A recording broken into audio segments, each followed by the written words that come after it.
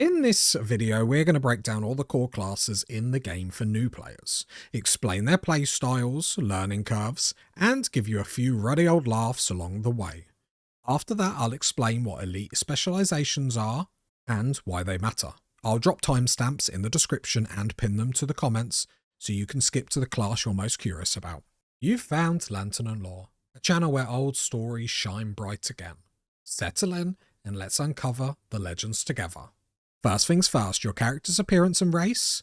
Zero impact on your class. Want to be a giant non-necromancer? Go for it. Tiny Azora warrior? Absolutely. Race doesn't matter for gameplay, only for vibes. And here's something super important about Guild Wars 2. Most classes can do every role in the game. The difference is how they do it. Your Guardian can pump out some serious DPS, sort of. Your Thief can be a top tier support, sort of. And yes, even a Mesmer can tank a raid boss, sort of. It all comes down to your gear, traits, and weapon choices, which you can swap around pretty easily outside combat depending on what the fight calls for. Okay, before we cover the classes, there's only one thing we need to explain. The skill bar at the bottom. You have your F1 abilities up here, which is what your class can do. Look at them as specific profession F1 abilities that you get depending on the class or elite specialization you are. We'll cover elite specializations at the end of the video, don't worry about them now. They're normally F1 to F4 to F5. I have remapped them though. You have your 1 to 5, which is all your weapon skills. Currently I have a greatsword, which will then take up both of my hands, giving me the 1 to 5 skills. You have your main hand, offhand. Your main hand, if I equipped a sword, is your 1 to 3. Your offhand is your 4 to 5. You then have your 6, which is your heal button. Every class in the game can heal themselves. Then you have your 7 to 9, which is your utility skills, which you can change them outside combat as much as you would like. Then 0 or 10, however you want to look at it, is your elite ability. Just like your utilities, all the same rules apply, however these generally have higher cooldowns as they are elite. You have a lot of racial elite abilities, these are normally trash. When you use your mouse and you hover over one of these abilities, you can see what the cooldown is, which is at the top right of any of these boxes. You can also see the casting time, which is left to that. Has a little clock symbol so you can sort of see the difference. If there is no number here, it can be instant cast. Alright, with that out of the way, let's break down the core classes in the game and what you can expect from each. The Warrior. Learning curve? Easy. Armor class? Heavy. Warriors are the heavy hitters of Tyria, armed to the teeth and clad in heavy armor. They thrive in close combat and can use almost any weapon in the game. Their unique mechanic is adrenaline. Every hit you do builds it up, and then you can unleash it in a massive burst attack. The more adrenaline you've stacked, the harder it hits. Now let's go over the Warrior's utility skills. Banner. Banner skills produce a banner at a target location that pulses stat increasing buffs depending on which banner was placed. Physical skills. These skills focus on inflicting crowd control on the enemy, knocking them down, immobilizing them, etc. Shouts. These are support skills that provide positive or negative effects to nearby enemies or allies. Signets. Signets grant passive effects while equipped, and produce a powerful effect when activated. Normally, the passive effect is lost while the signet is recharging. Stance. Skills that provide positive effects that linger for a duration. Warriors are basically the smash first, read tutorial later option. The Guardian. Learning curve? Medium. Armor class? Heavy. Guardians are the holy knights of Tyria. They blend offense and defense, protecting allies while dishing out pain. Their unique mechanic is virtues, passive effects that grant burning, healing, or blocking. You can activate them for big one-time effects, often empowering nearby allies instead of just yourself. Consecration. These are skills that focus on providing condition removal, projectile defense, and control for the Guardian and its allies. Meditation. These are utility skills that can heal, cleanse conditions, or provide mobility. Shouts. These skills provide positive effects or negative effects to nearby allies or enemies. Signets. Signets grant passive effects while equipped and produce a powerful effect once activated. Normally, the passive effect is lost when the signet is recharging. Spirit weapons. Ghostly weapons that attack enemies or give benefits to allies.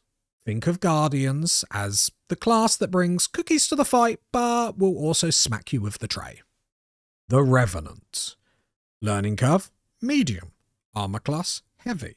This class will require you to purchase an expansion before you are able to use it. Revenants channel the power of ancient legends, swapping between them to completely change their abilities. Each legendary stance gives you a unique set of skills and utilities, like fighting with the strength of a demon or the grace of a centaur. They wear heavy armor and can adapt to many roles depending on which legends they channel. Revenants are basically saying, it's not me you're fighting, it's my great ghost buddy. When channeling a legend, your interface will slightly change to reflect the legend channeled. In the core game, you can switch between Assassin, Centaur, Demon, and Dwarf. Due to the unique nature of the Revenant's mechanics, Revenant skills are classified according to their legend, meaning when you swap to a different legend, that will be what your utility skills are, and you will not be able to change them outside of changing your legend. The Ranger. Learning curve, easy. Armor type, medium. Rangers are nature's hunters, fighting with bows, swords, or axes, and never alone. Their iconic feature is the pet system. You can tame animals across Tyria and swap between them, depending on what you need. Pets can tank, deal damage, or even provide that little bit of support, depending on the species. Half of the challenge of Ranger is fighting the enemies. The other half is yelling at your pet to stop pulling extra mobs. The pet is the Ranger's profession mechanic. NPCs that fight alongside the Ranger, with their own user interface. Pets have 4 skills, 3 shared by all pets in the same family of animals, and 1 which is unique to that species of pet. The Ranger's skill types. Command. These are skills that give orders to the Ranger's pet, or provide boons to both the Ranger and their pet. Signets. Signets grant passive effects while equipped, and produce a powerful effect once activated. The passive effect is normally lost while the signet is recharging. Survival. Defensive skills to turn the tides of battle. Spirit. Summon spirits that provide boons to allies or inflict conditions to enemies. Traps. Traps placed on the ground that activate when a target walks over them. The Thief. Learning curve, medium.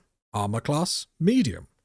Thieves are agile skirmishers who excel at quick bursts of damage and mobility. They use initiative instead of cooldowns, which allows them to spam or chain their weapon skills however they want.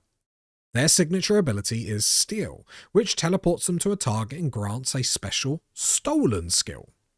With dual-wielding weapons, equipping a weapon in your main hand and your offhand, you also unlock unique combo attacks depending on what you have got, which changes your skill free. Thieves don't just pickpocket, they steal your cooldowns, your health bar, and eventually your dignity. The Thief's utility skills. Deception. These focus on turning the tide through stealth, teleports, blinds, and summoning allied thieves. Preparation. Skills that function similar to traps, but are mainly activated by the thief. Signet. Signets grant passive effects while equipped, and produce a powerful effect once activated. The passive effect is normally lost while the signet is recharging. Trick. Skills that focus on making the thief even more slippery and hard to catch. Venom. Apply a creature's venom to the thief and nearby allies' weapons to inflict conditions. Engineer. Learning curve, hard. Armor class, medium. Engineers are gadget masters with grenades, flamethrowers, turrets, and more. Their tool belt, F1 abilities, adds an extra skill to each utility slot for even more options. Instead of traditional weapon swapping, they have kits, alternative weapon loadouts like the bomb kit, flamethrower, or med kit. That makes them one of the most versatile, but also one of the most trickiest professions to master. Engineers are like a walking Swiss army knife, if every tool in the knife also exploded. The engineer's utility skills. Elixirs. Elixirs are concoctions that provide boons to the engineers or their allies. Engineering kits. Engineers can wield kits to replace their current equipped weapon, which gives you a new set of skills based on the kit used. There are 7 engineering kits available. The med kit, the bomb kit, the grenade kit, the flamethrower, the elixir gun, the toolkit, and the elite mortar kit. Gadgets. A mixed group of various devices focused on providing utility, like the rocket boots. Turret. These turrets are allied devices deployed to help defend and control an area. Each turret skill will create 1 turret. Necromancer. Learning curve, easy. Armor class, light. Necromancers harness death and dark magic, summoning minions and draining life. Their special mechanic is Life Force, gathered from kills or skills, which then powers the Death Shroud, a shadow form with unique attacks and a bonus health bar.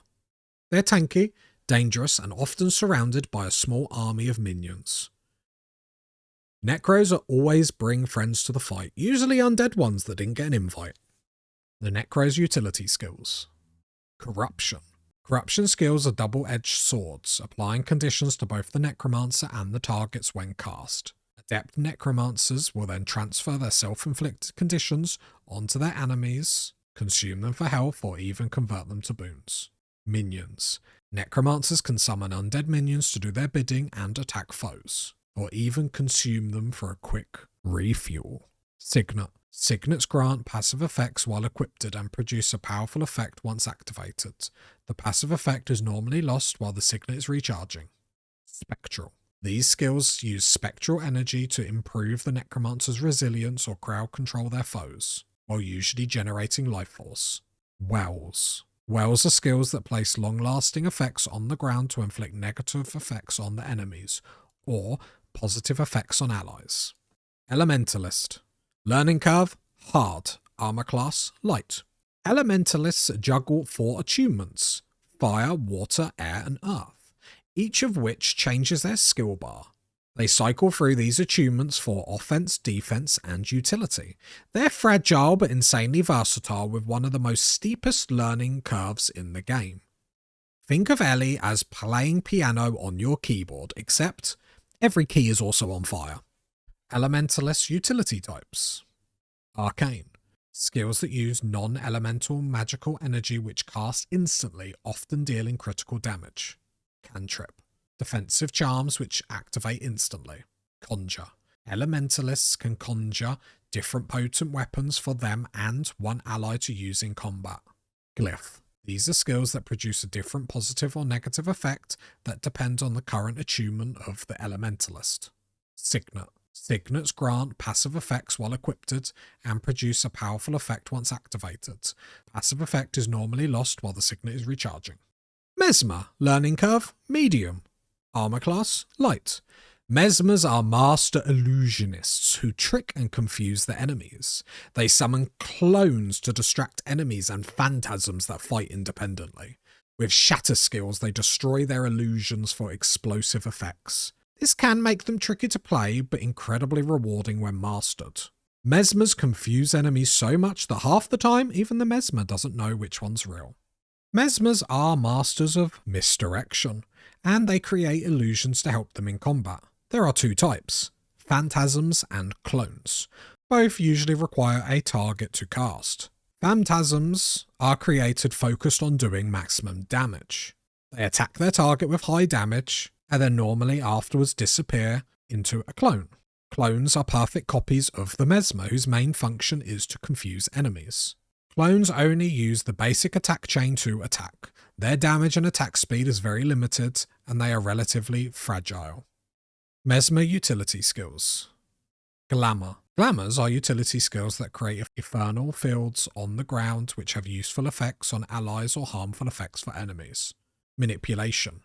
Manipulations are utility skills used to evade attacks, mislead opponents, or redirect forces or simply escape from a deadly situation. Mantra. Mantras are skills that must be prepared before use, and provide the Mesmer and nearby allies with the beneficial effect upon doing so. Once prepared, they become skills with replenishing charges that can be activated even in the middle of another action. Signet. Signets grant passive effects while equipped, and produce a powerful effect once activated. The passive effect is normally lost while the signet is recharging. Now, before we wrap up, it's important to know that every class has elite specializations, also called specs. These unlock with expansions and add new mechanics, new weapons, and a whole new playstyle to each class. They're what let a guardian become a fire-wielding support, or a ranger merge with their pet, or an engineer summon a good old mech buddy. We'll cover elite specializations in depth in another video, but for now just remember, most classes in Guild Wars can fill most roles once you start exploring specs. It's all about flexibility. In Guild Wars 2, your weapon choice massively changes how your class plays. Each profession gets unique skills for each weapon they equipped. For example, the same weapon can feel totally different depending on who's using it. A warrior swinging an axe is a twirling, whirling melee beast. A necromancer with an axe fights at medium range. Also, if you're new, you'll get a shiny item that boosts you to level 80 instantly. My advice? Don't use it right away. Get to level 30, 40, understand the game, how it works, then boost it once you get bored. Remember, Guild Wars is a very special game, where if you go to an area where you're over-leveled, you'll get pulled back down. You'll still be strong, but if you ever get lost in the later levels after boosting to 80, you can always come back to them beginning areas just to get a feel. If you boost too quickly, you might get overwhelmed and quit faster than a pug raid group after the first wipe. And that's the rundown on all the core classes to give you as much information as possible to try and pick your main. Remember, you can flick between characters as much as you want, so it doesn't matter too much, but we all like a main. Hopefully this helps you figure out where you want to start. Our lantern fades for now, but the stories never end. Subscribe, and I'll see you when the next flame is lit.